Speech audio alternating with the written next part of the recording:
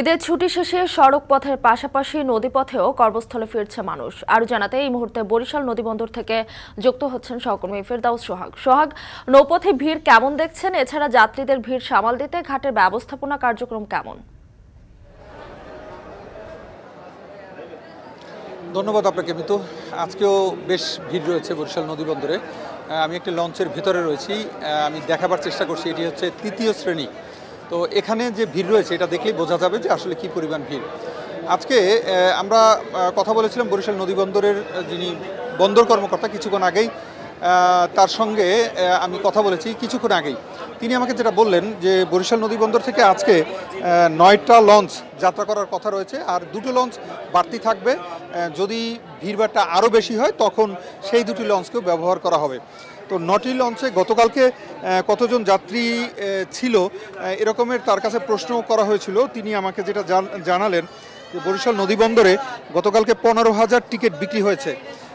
15,000 ticket বিক্রি, তার মানে হচ্ছে 15,000 যে লোক গেছে সেটা কিন্তু না। গতকালকে 15,000 টিকিট বিক্রি হয়ে থাকলে এর চেয়ে আরও বেশি লোক গেছে, কারণ অনেক বেশি লোক যারা আসে বিভিন্ন জায়গা থেকে, ফাঁক ফোকর থেকে ঢুকে পড়ে, নদী থেকে চলে আসে, যে কারণে তাদের টিকিট নেওয়া কোনোভাবে কিন্তু সম্ভব হয় না।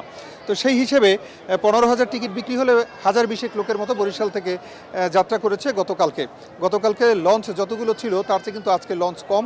আজকে আমরা যেটা দেখেছি বরিশাল নদীবন্দরের 9টি লঞ্চ আর 2টি লঞ্চ স্ট্যান্ড বাই রাখা হয়েছে।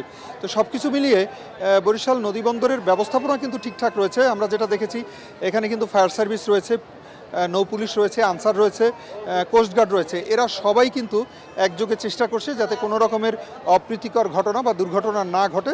সে লক্ষ্যে তারা কিন্তু প্রিভেন্টিভ হিসেবে নানান ব্যবস্থাপনা গ্রহণ করে থাকে। তো কথা বলেছিলাম এখানকার কয়েকজন যাত্রীর সাথে, তারা কিন্তু একটা জিনিস বলেছেন যে কোনো লঞ্চে বাড়তি ভাড়া নেওয়া হচ্ছে, অথবা তৃতীয় শ্রেণীর যারা যাত্রী রয়েছে তাদের কাছ থেকে এই যে ফ্লোরে যে কাপড়টি বেছানো হয় বেছানার চাদরের মতো, এটি বাবদ টাকা নেওয়া হচ্ছে, এমনটি কিন্তু কেউ অভিযোগ করেছেন। যদিও লঞ্চ কর্তৃপক্ষ এইসব বিষয়কে বলে থাকেন যে এইসব অভিযোগ সত্যি না। তাদের দেয়া তথ্য অনুসারে কোনো লঞ্চেই কোনো টাকা বেছানো, চাদর বেছানো বাবদ কোনো টাকা পয়সা নেওয়া হয় না, এমনটি তারা আমাদেরকে জানিয়েছেন। বরিশাল নদীবন্দর থেকে এতটুকুই ছিল আমার হাতে। ঈদের ছুটি শেষে কর্মস্থলে ফেরা মানুষের খবর জানাতে যুক্ত হয়েছিলেন ফেরদাউস সোহাগ।